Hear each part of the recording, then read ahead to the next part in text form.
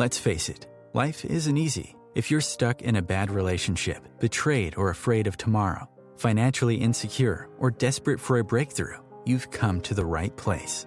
Dr. Carmen Harra is a renowned psychologist, intuitive, relationship expert, and best-selling author, and she's here to give you the miracle guidance you need. Her new call-in show, Miracle Guidance for Everyday Life, offers profound wisdom, practical advice, daily exercises, and empowering predictions, all for you. Dr. Harra's show aims to eliminate everyday problems, big and small, with topics like healing your relationships, reclaiming your power, achieving better health, dealing with loss, and so much more. Regain the joy, stability, and fulfillment you deserve to feel. Tune in to Miracle Guidance for Everyday Life with host Dr. Carmen Harra, live every Tuesday at 7 p.m. Eastern, and find the answers you've been looking for. Good evening, everybody, and welcome to another episode of Miracle Guidance, the show that offers you the guidance you need to transform your life. I'm actually doing this show for a very long time, for many years already, thanks to my producer, Christopher. And as you know me, I'm live every Tuesday evening, 7 p.m. Eastern Time, right here on OMTimes Radio. And tonight, I have a wonderful guest. Tonight, the topic is about aging, because no one wants to age. We all want to reap the benefits of beauty, vitality, and most importantly, good health forever. Now, thanks to scientific breakthrough in medicine, biology, epigenetics, we are an inch closer to the common dream every single day. Now, new discoveries governing the laws of cells, tissues, organs are helping us live longer and happier lives. So what can we do, to get rid of diseases, look and feel better, and prolong our lives? So I invited a wonderful doctor tonight who just wrote a brilliant book. Her name is Dr. Daniela Farkas, and I will introduce you to her in a second. But she came up with such powerful actions and talking about potent supplements that you can take on a daily basis to slow down the aging process, to rejuvenate your body from the inside out, and so many things. I mean, the book that she wrote, this is actually called The End of Aging, is absolutely brilliant. I highly recommend this book. It just came out, and you will find extraordinary answers to many of your health questions inside this book. You'll learn so much about yourself and the things that you actually can do. So this book is inspiration for many generations. And the thing that we should take into consideration is that the next barrier we must break through consists of reversing and stopping the process of aging, because aging is a very costly disease, and many industries make billions each year off of our desire to be forever young. Now, in truth, there's nothing more desirable about any condition associated with aging or sickness. So to live a long life, but a good life, and we don't want to live a sick life, because a sick life is like not a blessing, it's more like a curse. So collectively, we are thriving for healthy and long life. So everybody's striving for longevity. And as I said, my guest tonight, Dr. Farkas, she wrote this fantastic book that is called The End of Aging. And the book explains the 7 pillars of age and death and how to prevent every one of them.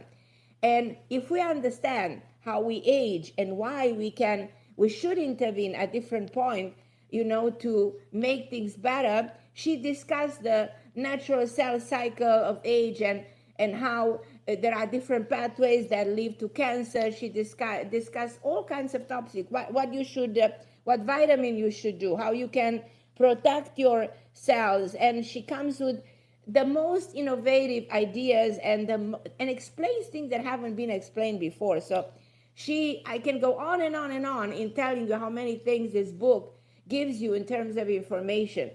And so with no further ado, I'm going to welcome my incredible guest, Dr. Farkas, Dr. Daniela Farkas. And I want to tell you that she was actually born in Romania like me, and she came here when she was 19. She was married at 29 with 2 small kids, but she went to school. And she graduated as a biologist, magna cum laude, and continued to earn a master's degree in biomedics and got a doctorate in 2001. She opened her own medical practice. She continued to go to school, and she became also a homeopathic practitioner in 2007. She had an innovation in 2017, continuing, to promote her practice, to raise the two kids. She did so many things. She started to work with water in developing creams that I use structural water as a vector to introduce nutrients, and she also used stem cells into rejuvenating skin. I also know that Dr. Farkas uses stem cells inside the knee, to regenerate and to repair fracture, regenerate cartilage, eliminate arthritic pain without surgery. She is just a pioneer in the field of innovative medicine and preventing medicine. So her first book is actually, it just came out. It's called The End of Aging. And Dr. Farkas, I am so grateful that you took your time to be with us tonight. And I want to tell you, I'm your patient. I absolutely adore you. I think that you did a phenomenal book, and I'm very, as I said, very grateful for your time. I thank you so much for having me on the show. Appreciate. Absolutely. Now, you started at the beginning of the book using a quote that I actually love. That is Aristotle Code that says, excellence is never an accident. It is always the result of high intention, sincere effort, and intelligent execution. I love this quote because, it represents the wide choice of many alternative choices, not only that influence the way you live, but influence the trajectory of your destiny. So it's so empowering. It's so empowering to know that our health is truly in our hands. Now, tonight we have a lot of people waiting to talk to you. We have Coy from New York. We have Kim from Florida. We have Leilani, who's, I don't know where Leilani is because she's always moving.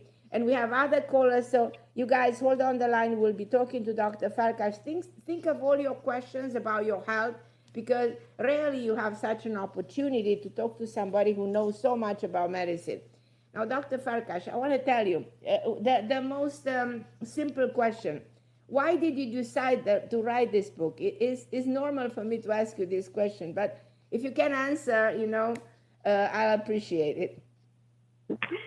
Thank you for the question. Yes, I started to write this book because I realized what a significant role aging plays in everybody's life, and especially conditions associated with aging, such as diabetes, Alzheimer's, Parkinson, pain, arthritis, death. Right. Those are presenting enormous costs for taxpayers and enormous suffering cost for every individual. So I thought that by writing something that would benefit every single person in society, I would do something good for everyone and for all of us in the long run. That is so true. Now, I want to give you my example. My grandmother lived 103, and her mother, my grand-grandmother, 112. Now, these women, they had no idea that doctors exist by their time, and they live in a countryside, so they had a certain lifestyle, by the way people lived 100-something years ago. Now, nowadays, we live in a society with so much depression, with so many diseases. Like, I feel like in the last 90 years, we discovered more than 500 diseases. We have 100 autoimmune disorders, more than ever. It's like, okay, we are fighting, to get better, but it's like we discover something else every single day. And I'm going to ask you, why do we really age? What is exactly the explanation of aging? Is there a medical term for this? Is there a way to define what aging is all about? Wow, that is a big question. We do it. Yes. We do age because of a set of factors. Specifically, we age because of 7 pathways that exist at the level of cellular level. We age because there is an internal clock in every cell that dictates when the cell should go bad. We age because sometimes the cells have a disease where they divide uncontrollably. In order to survive, they develop mechanisms where they just keep dividing, and this is what cancer is called. Other cells become zombies. They don't die when they're supposed to die, and they become only sources of infections. And like people with dementia, that's pretty much one of the reasons this comes about, is because those cells do not die when they're supposed. Another major reason we die is because the little machinery inside the cells that gives us energy, it's called mitochondria, becomes diseased. It is a major, major cause. Another cause is that inside the cell, debris or garbage accumulates. Another cause is that outside the cells accumulates a lot of garbage, such as arthritis. And the last reason we age and die is because in between cells, the tissue in between the cells becomes stiff and very rigid. It loses the elasticity. So those are the reasons we die. At least we know why we die at this time. Yes. So what are those 7 pathways that you're talking about? Can we take it one at a time? You said the 7 pathways. Yes. The first one is there is in every cell an internal clock. The cell is so that's the first one, the internal clock of the cells, okay? Yes. Each cell has an internal clock that dictates how many times a cell could reproduce itself before it dies. And I understand.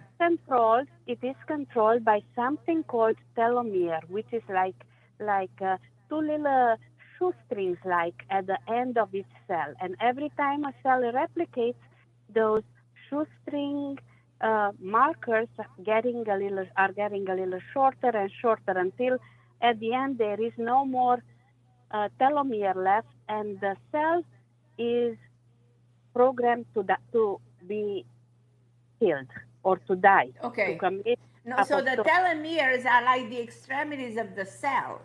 The extremities of the cell. So there's an internal clock of the cell, then there's the inevitable death of the telomeres, the extremities of the cell. This is the second. And the third? No, this is only for the first one. So this is only for the first one. Okay. Yes. The second reason is that some cells want so much to live that they are bypassing this telomere marker or that guided program death to become immortal. And those cells are something we call cancer. And by definition, cancer cells are immortal, so they just keep reproducing. If they have enough resources, they would reproduce forever. They never die. What is the real reason of reproduction? Is there a way to control that? Well, yes. The way the body controls this is with immunity. Like if somebody have a strong immunity, the white blood cells in our own body would recognize those cells that have this tendency and kill them before cancer comes up. Actually, every single day, about 10,000 cells that are carriers of cancer are killed in somebody in a healthy body. So in other words, everybody has those cells, except if you have the army of the body strong through immunity, then you're not gonna exactly allow so this. If we would strengthen our immunity, our own body will take care of those cells. We don't have to. I understand. That's so what is the happens second. in a healthy body. Yes. So this is the second. The third one is there are some cells called senescent cells. This is something a little more recent. They were just discovered like 7-8 years ago. And those senescent cells are pretty much like cells that lost their identity. They know that they should die, but they don't want to die. And Of course. what they do, they are not cancer, but they are not dead either. And they only produce a lot of toxins that are extremely poisonous to the cells around it. So the more zombie cells we accumulate, the less good cells we are able to reproduce, because the zombie cells pretty much take the place of the good cells. So the more zombie cells, the more zombie you become, practically. So that explains why some people are just, as they age, they become less aware, they become disconnected, they start to act, like you say, like a zombie person. And when with Exactly. their energy is down, their perception is missing of reality, and they disconnected from this reality. And that also has a lot to do with, as you said, with those toxicity that happens inside the cell. So this is the Yes. So third. And yes, the fourth one is an extremely important one. It's a reaction that happens inside the energy powerhouse of the cell. This organelle, or this tiny structure inside every cell, it's called mitochondria. yes, And by many scientists, this is considered the kernel where any disease originates. Anyone, according to many scientists, like Alzheimer's, diabetes, cardiovascular disease, aging, arthritis, pain, decrease of energy, everything has right, the origin in this organelle called mitochondria, and the lack of functioning properly. And I did spend a lot of time in the book talking about mitochondria and about ways of helping the mitochondria, ways of helping it getting rid of all the uh, oxidation that results as a normal process of this mitochondria. And this is a major cause of getting old and dying. In my opinion, it's probably number one. at the The end of the day, fourth, this is number one. I want to ask you at the end to give us some hints. What can we do, to empower mitochondria? What can we do to actually, in a way, regenerate, stop the oxidation, and regenerate and give energy to the cells and regenerate the mitochondria? What can be actually done? I'll ask you if you want to answer now. If not, I'll ask you at the very end. let's finish the 7 steps, because this was only the Right, fourth. exactly. The number 5 is the accumulation of toxins inside the cell. So this is like somebody has a beautiful house, but they never take the garbage out. And Yes, after about a year, probably the kitchen would be filled with garbage and they won't be able to get in. And right, after a couple of years, probably they would not fit into their own house, because the garbage right, would be so right, much. And not only that it would occupy space, but the garbage itself would release toxins that are, poisoning structures around itself if it's so right. much garbage accumulated. So this is the fifth reason of aging. We're going to talk about how to get rid of all this garbage. The sixth Right. is like exactly the same that garbage accumulates inside the cell. Garbage could accumulate outside of the cell too. And this is uh, resulting in somebody that has a house and with a little backyard and front yard and everything is filled with garbage in and out. And this, Yes. we could look at, for example, what happens inside the blood vessel, where the garbage structures accumulate until it closes the blood vessel, and like, for example, a heart attack or a stroke occurs, or if Right. things happens in the liver or in the gallbladder or God knows Right. where, and it stops the function of a particular organ or a system, and it's Right. nothing to desire. And the last step that leads to aging is the stiffening of the matrix in between the cells. So something like in cystic fibrosis, where the Right. in-between tissue, the cells are kind of normal, but the in-between tissue is so stiff that it actually renders the organ ineffective because the stiffness that occurs in the interstitial tissue. Well, this is brilliant to me. This is so genius because we need to understand the way you explain it. We make all of us understand what actually happened to us in the process of aging, and everything, as you can explain, as you can make us understand, comes at the cellular level. Everything Yes, has to do with the cell. Everything has to do with mitochondria, has to do with extremities, the tissues in between, and this is where the aging process actually happens.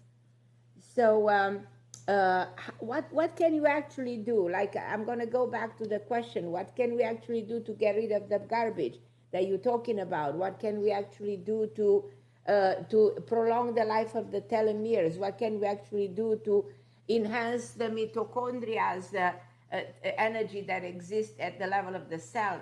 Give us. I know all of this is in the book. Now, guys, if you want something and you listen to the show, go get Dr. Daniela Farkas' book, The End of Aging, because it's absolutely revolutionary. It's one of the best books that I've ever read that has to do with the medical field. Please, I'm not exaggerating. It's absolutely brilliant. So go run and get it right away from everywhere books are stores, and go to Amazon. You'll find it right away. It's a brilliant book. So give us a little bit of, explain us a little bit, what can we actually do? Before we find out how we can rid of garbage, we have to see where is this garbage coming from. Right, and, right. The garbage is coming, most of the garbage, not all of it, like probably 90% of the garbage that we find inside the cells and inside the mitochondria and inside everything else comes from the food we eat. The food that we eat is not only the quality of the food, but it's also the quantity of it. Right. If somebody, for example, eats something that is like filled with processed food, those processed foods are so full of chemicals that the body never encountered those type of chemicals 10 years, 50 years ago. That's why your mother and grandmother lived such a long time, because they didn't have to deal with those processed foods. The oils that we eat are so poisonous to the cell. But not only that we eat stuff that is so bad for us, we also eat enormous quantities of it, devoid of vitamins and full of empty calories. But it's not only full of empty calories, it's also full of toxins that the body will have to get rid of. So this is by far the number one source of chemicals. Another source of chemicals, eating, for example, tuna. Tuna is a type of a fish that accumulates a lot of mercury in it. So when we eat tuna like every day for a month or 2 months, then we should not be surprised that our level of mercury in the blood is like 3,000 more than it should be, and it will take the body 10 years to get rid of. Because what we about do not have other type of fish? If you eat salmon or other type, because there are all kinds of every fish is the same thing with the mercury level, or not really? Definitely not every fish. The larger the fish, the more chances of accumulating toxins like tuna.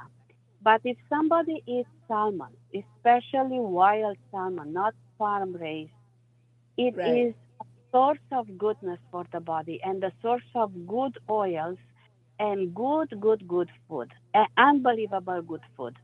Also small fish, like the smaller the fish, the less chances of accumulating toxins it has. I understand. Like small herring, sardines are excellent, absolutely excellent for people. Okay, that's fantastic. Fish is not the problem. The problem is that when you eat very large fish, you also are playing Russian roulette because that fish Right. had the chance of getting a lot of toxins in the ocean, and you kind of consume the same toxins that were accumulated in the Mm-hmm. fish body. Now you talk a lot about the food. What about the water, Dr. Farkas? How is the water playing a role in longevity? Oh my God. It is so amazing. Water is such a hot topic today. And Mm-hmm. I'm working with water since 2012, and I am absolutely fascinated by its unbelievable properties. Water represents at least two-thirds of our weight. Like if we sit on the scale, Mm-hmm. two-thirds of what we Right. measure is water. But if Right. we count the number of molecules of water versus everything, we are 99.2% molecules of water. So obviously, water plays an extremely important role. Uh, Which water water, do you recommend? I recommend very clean water. The cleaner, the better. The water that comes from the sink in a modern city like in Miami, for example, where we live, uh, Right. is uh, is treated with chemicals to prevent bacterial growth, such as chlorine, Right. fluoride, and those will Exactly. have a long time effect. It in the short Right. term, yes, it does kill the bacteria. Yes, it Mm-hmm. does help with like cavities in the teeth, but in the long run, it does cause cancer. It does cause uh, problems with the cartilages, with the hip Mm-hmm. bone, with osteoporosis. Right. Right. Yes. So by trying to drink clean water, cleaned, something that it comes from nature and it is devoid of viruses and of What pollutants. about alkaline water? Alkaline. The body keeps the pH of the blood in a very tight range. So if Uh-huh. you do try to drink alkaline water, trying to alkalinize the body to prevent cancer, uh, it's no way of doing that because the body cannot tolerate to change the pH at the level of the blood more than a very small fraction. Right. And if you change the pH, you die. So uh, when people try to eat alkaline water, what they're trying to do, they try to prevent cancer. So instead of preventing cancer by trying to change the pH of the blood and of a tissue, it's much wiser to eat correctly so there would be no cancer coming or would be less chances of inflammation. Right. I The water understand. definitely should not be acidic either. It should have a Right. normal pH like 7, 7.2, 7.5, but it doesn't have to be alkaline. I know It the doesn't have. craziness about drinking alkaline water. It does have its effects, but you would not be able to survive on that for too long. I understand. Now, so that's very important for people to know. What are the role of the vitamins having to do with longevity? In history, we many times think that all our vitamins should come from food. And I do recognize that this is the way we were taught in school Mm-hmm. here in Miami, but it's not the correct way. Look in history how many people died because of lack of vitamin C, and they have Right. scurvy, very, by Right. the millions because of a lack of simple vitamin C in their diet. Vitamins have a very important role, vitamins and minerals, but they should be consumed in moderation, and the primary source should come from food, not From from food. Yeah. uh, vitamins per se. However, even though that this is the normal rule, there are cases where we have to have vitamins. For example, magnesium. It's such a cheap vitamin. Meanwhile, worldwide, like 2/3 of the population of the globe is deficient on magnesium. It's causing so many unnecessary deaths. Magnesium is needed for like hundreds of reactions in the body. And if those reactions cannot be carried because of a simple magnesium molecule, it renders a tissue or a reaction ineffectively, even if everything else is there. It's like in a recipe, if you're missing the flour, you cannot make bread. Even though you would like to make bread, you don't have the flour, that's it. You could have the salt and the water, but... Right, exactly. Now, I want to ask you a critical question also. I'm moving from one thing to the next to get as many questions as possible. You know, the world today has over 100 autoimmune disorders. What do you think? Are these disorders preventable, you think? Autoimmune disorders are usually a result of inflammation in the body. And the inflammation in the body, almost 100%, maybe not 100%, maybe 99.99999% are coming from the gut. And from the gut, the gut is a very, very, very, very hot topic today. The health of the gut controls pretty much every reaction in the body. The gut, the bacteria in the gut can make serotonin, makes melatonin, makes a lot of hormones, a lot of vitamins that are absolutely essential for our health. The health gut dictates how happy we are, how sad we are. It dictates so many things. We used to think that everything comes from the brain, and now we recognize that actually a small part of the neurons are in the brain, but most of the neurons are in the gut. And the integrity of the gut is what dictates the show. And in my opinion, almost all autoimmune diseases are the result of compromised gut. Yeah, like we used to say that your health is in the gut, you know? Like It we is. used to say, you are what you eat, and your health is on the plate. So these are It things is. that are so important to always remember every single day whenever we're ready to eat something or drink something. Now, do you believe in immortality, Dr. Farkas? Do you believe that immortality is possible? Theoretically, I think we're going to be there in a few years. You think so? I think so. That optimistic, yeah? The reason I think so is because the recent discoveries in medicine of how to regenerate an organ, how to literally reboot a body exactly like you reboot a computer, are already incredible. Here. It is really incredible. We really live in a time that is so interesting, and the discoveries in medicine are so monumental. Like, for example, I'll give you a very small example.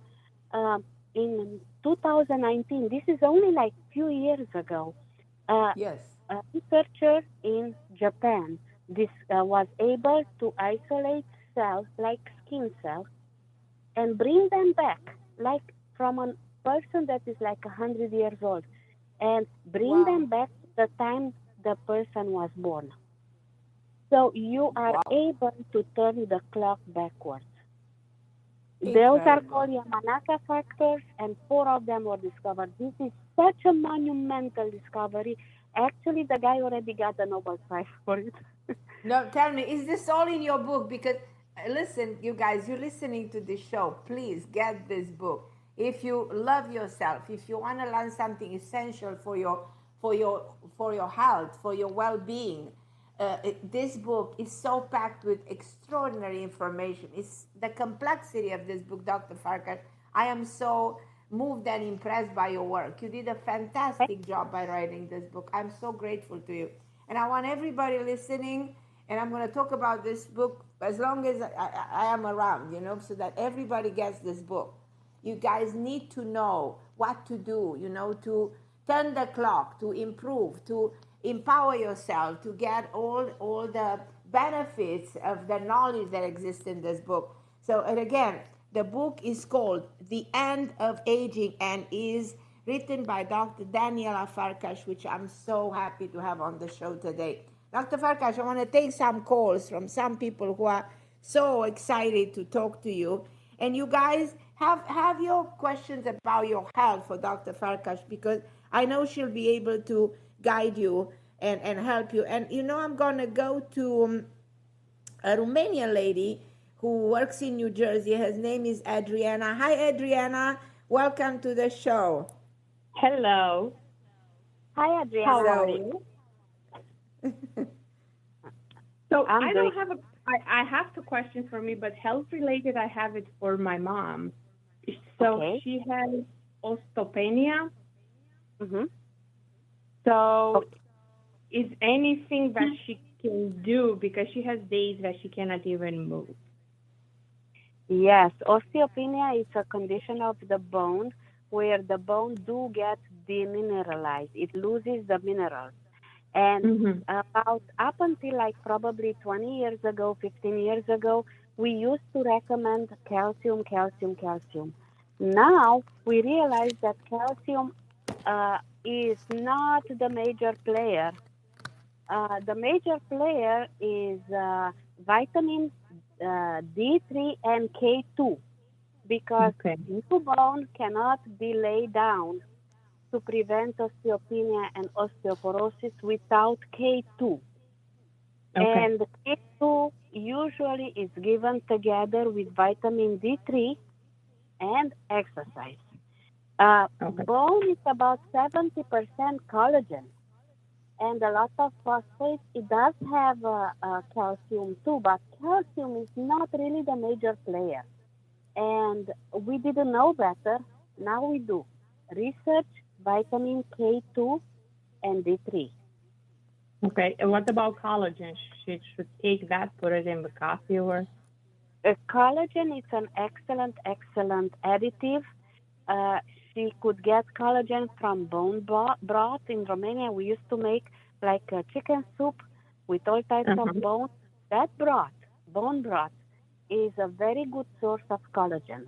And it helps not only the bones, it also helps the connective tissue, and it heals a lot of issues related to the gut.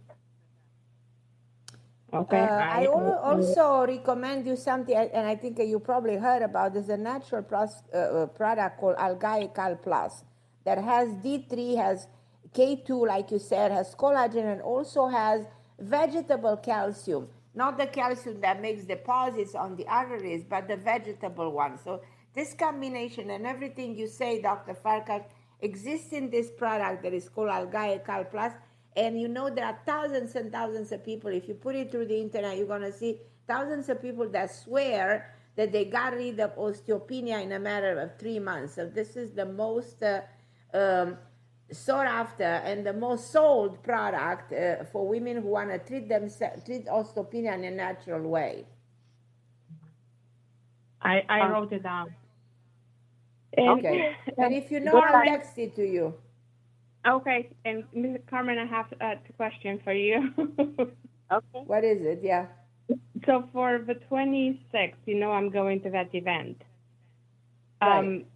The question is, I didn't make a lot of candles. Am I going to sell at least half of them and get orders for Easter? Absolutely. Even more than half. Yeah. Even more than half. And is pre-orders for Easter? Yes. Okay, that's all I have tonight. Okay. All right, my Adriana. Thank you so much, and thank you for being part of the show. I'm going to go to my first call, actually, which is Coy from New York. Hi, my lovely Coy. How are you, my dear? Oh, Coy dropped. Okay. I'm going to go to Leilani. Hi, Leilani. Hello, beautiful women. I'm so grateful to listen to your show. And I wanted to ask you, I was diagnosed with leaky gut and Hashimoto's. I don't think I have Hashimoto's because the result was like 100, and the research I did, Hashimoto's is the result is 1,000. I am currently eating an alkaline diet, and I've noticed my gut is really improving, but I wanted to see what you say about leaky gut. I'm off all processed foods, and I'm eating a whole, pretty much vegan diet currently. Thank you. Melania, this is a very good question. I recommend you reading a section of my book that deals with plants. Plants, like anything in nature, are living things that want to live as an organism, thrive, and see their babies do the same. When we started to eat plants didn't like it that much because we kind of exterminate them, and they developed ways of protecting themselves. They developed little molecules called lectins, and those lectins act at different types of joints to promote inflammation and to prevent people from eating them to extinction. Read that part of the book because it's so interesting. What I recommend is that you learn which plants are devoid of those lectins that are bad for us, and which plants have lectins that are beneficial for us. For example, blueberries have lectins that are extremely beneficial for us because they develop protective molecules to protect themselves from the sun. And that protection, when we eat blueberries, is conferred to us. The same thing happens with olives. Olives pretty much ripen in the sun, so they try to prevent radiations on the young fruit by making those lectins that are so healthy for us. That is one. But there are other plants, such as grains or corn, that their lectins are not good for us.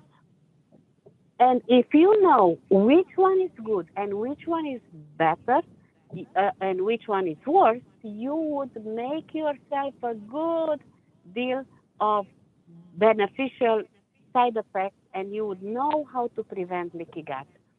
For example, there are in the grains, a type of lectin that is called agglutinin that goes in between the cells of the gut without separating the cells altogether. And they are the cause of arthritis. So it pays to take the time to educate yourself.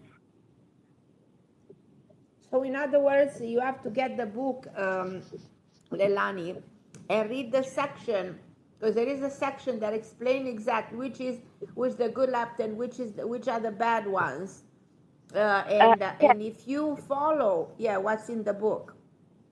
There are also a lot of doctors recently that started to sound the alarm about grains, because grains is a source of inflammation and a source of promoting leaky gut. And we didn't know. You remember that about up until 20 years ago, we used to say grains, 7 grains all the time, 21 grains, without knowing better.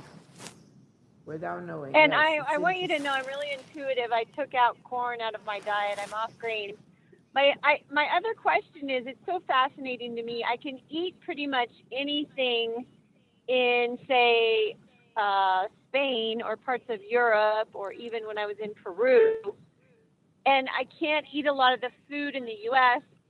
And I'm curious if you discuss in your book the GMOs and the glyphosate that they're spraying on wheat, which I believe is the reason we have an epidemic of wheat, is because of the glyphosate. Yes, I do. And this is actually a very hot topic also. Yes. In Europe, for example, GMO, genetically modified organisms, are illegal. And this is because the increase in cancer once the GMOs were introduced. In the United States, this is not the case. In the United States, we eat anything that is cheapest for the producer as most expensive for the consumer. Right. And it comes with the cost of billions of dollars in health costs, and we don't realize that we poison ourselves. Right. About the glyphosate, it's a result of, it's like the Agent Orange that is introduced by Monsanto. And actually, they do have, or they had, I do not know that they still have the contract with any fruits that are imported from anywhere in the world. For example, if fruits would come, like, let's say from Chile into United States, Monsanto used to have a contract with the border that they have to prevent any foreign parasites or bacteria to enter into our food chain. So here comes the big containers filled with produce at the border, and at a cost which is imposed on everybody that buys those products, it's introduced a tube of 14 inches or 16 inches through which fumigation is introduced, practically poisoning the produce to kill the potential viruses or parasites or whatever. They do kill the parasites and the viruses, but they also kill us. Yes. On the way.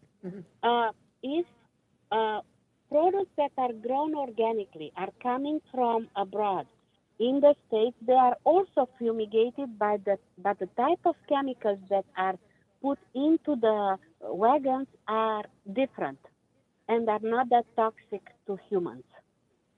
In Europe, this practice does not exist. Right. For example, if let's say Germany wants to buy a lemon from Ecuador, they would ask for the lemon, would do tests on the lemon itself. If the lemon was grown without chemicals, the German Commission or a group of people come from Germany and check the soil to see the quality of the soil and what type of chemicals were used or depleted from the soil. If that passed, after that negotiation starts. In the United States, this doesn't exist. That's why when you travel to Europe, you could eat a lot of stuff, including bread. The bread is the same. But what happens with the bread, in Europe, they make bread with yeast. And the yeast eats many of the lectins that kill us. Here, we don't use yeast because the bread in the United States lasts for like 3 weeks, 4 weeks, without getting spoiled, sometimes 3 years. Right. And what happens is they use different chemicals. And those chemicals, not only that they mimic many of the hormones that we should have, that's why little boys have boobs and so on, but also the lectins that were there initially in the grains are still there and will affect us. Yes. And this is also discussed in the book. Thank you so much. I appreciate your time. Interesting. Of course. So interesting. Very interesting. I'm going to go to Kim in Florida. Hi, Kim.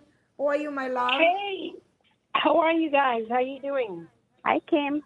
So, hi, Kim. What is your question to Dr. Farkas? So, my daughter has PCOS. And I was just, she's back on, taking her birth control, and she's really concerned with what would be the outcome of her being infertile.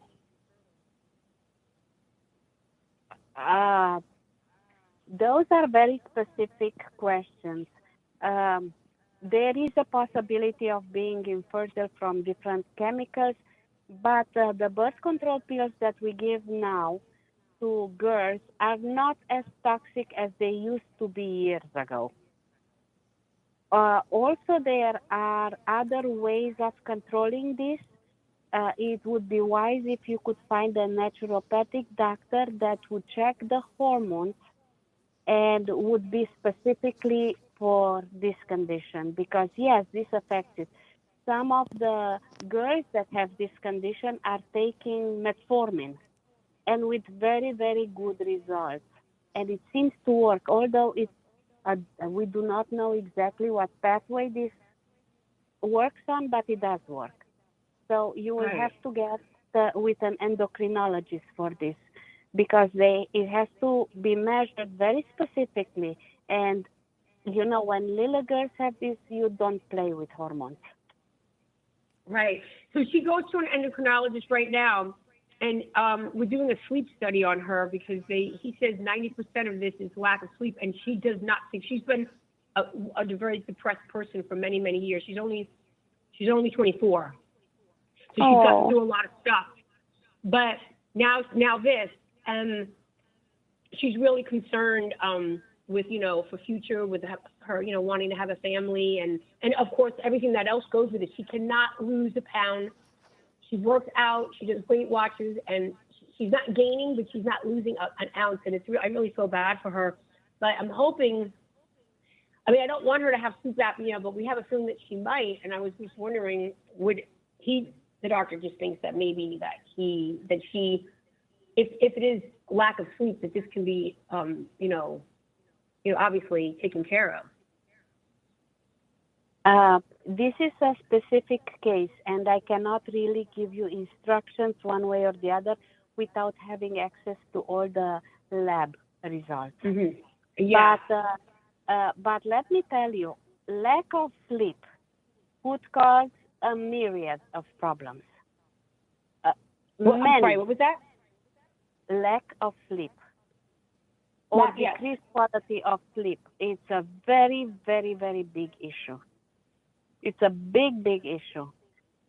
And maybe she could find ways of improving the sleep, like with meditation, with medication, or with sleep studies. But she has to restore the sleep. Yeah.